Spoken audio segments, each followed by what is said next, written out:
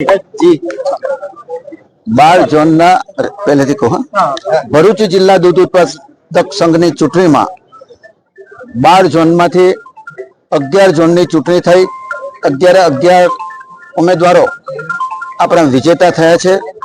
એક ઉમેદવાર બિનહરીફ થયા હતા। આ ચૂંટણીનો જે ભવ્ય વિજય થયો છે એ અમારી ભારતીય જનતા પાર્ટીને જાય છે। અમારા પ્રદેશ અધ્યક્ષ આદરણીય CR પાટીલ સાહેબે અમને મેન્ડેટ આપ્યો। સાથે સાથે અમારા પ્રદેશ મહામંત્રી આદરણીય રત્નાકરજીએ પણ અમને સમર્થન આપ્યું, હૂંફ આપી અને પરિણામે એમાં જીતી શક્યા છે। તો ખરેખર યશ આ ભારતીય જનતા પાર્ટીને જાય છે। સાથે સાથે મારા પશુપાલક મિત્રો અને મારા જે મતદાર ભાઈઓ, ખરો રંગ તો એ લોકો લાવ્યા છે, તો તેઓ પણ આ જીતના યશ ભાગી છે। ઘનશ્યામભાઈ, જે રીતે જોવામાં આવે તો મેન્ડેટ માટેની પહેલેથી ખૂબ રસાકસી રહી હતી। મેન્ડેટ વાળા એમના ઉમેદવારો પણ જોખમમાં રહ્યા, પરાજિત થયા। શું કહેશો, ભૂમિકા મેન્ડેટની રહી ખરી? જો મેન્ડેટ ની ભૂમિકા ખરેખર રહી છે એમ કહું તો પણ ખોટું નથી, પણ આટલા વર્ષોનો વહીવટ અને મતદારો સાથેનો સીધો સંપર્ક અને પ્રેમ ભાવથી જે વહીવટ કર્યો છે એનું આ પરિણામ છે।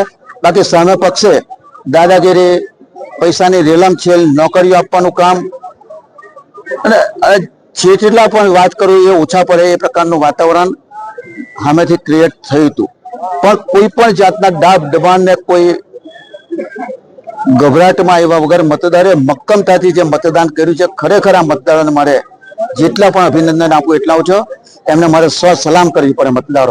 છેલ્લો સવાલ, આ જંગ અસ્તિત્વનો જંગ કહેવાતો હતો, બંને બાજુ ભાજપાના ધુરંધરો હતા, કોનું અસ્તિત્વ રહ્યું, કોનું બધું શું સ્થિતિ રહેશે? જેવો અસ્તિત્વનો સવાલ તો આમાં હતો જ નહીં। 18 વર્ષથી હું કામ કરતો આવ્યો છું અને આ વખતે મને વિશ્વાસ હતો કે આ વખતે પણ અમારી પેનલ જીતવાની છે। મેં જૂના મિત્રોને પણ કીધું હતું કે બધા હાથે રહો અને આપણે આ બધા ચલાવીએ, પણ કેટલાક મહત્વકાંક્ષી લોકો અને કેટલાક લોકોએ એને સમર્થન આપ્યું। બળવો કરનાર લોકો મેક્સિમમ જે સામે ઉમેદવારી કરી ગઈ ટર્મના ડિરેક્ટરો એ તમામ પરાજિત થઈ ગયા। કયું કારણ એમના માટે નુકસાનકારક? સાથે જીતા, સાથે કામ કર્યું અને પછી જે વિશ્વાસઘાત કર્યો એ મારા મતદારો સાંખી લે નહીં અને એ લોકોએ એનો જરબાતોડ જવાબ આપ્યો છે। હાલમાં ડિસ્ટ્રિક્ટ કોઓપરેટિવ બેંકની ચૂંટણી આવશે, એમાં શું કરવું? જો ડિસ્ટ્રિક્ટ કોઓપરેટિવ બેંકની ચૂંટણી આવશે કે જ્યારે આવશે ત્યારે અમારા પક્ષ તરફથી જે આદેશ મળશે તે મુજબ અમે આગળ વધીશું।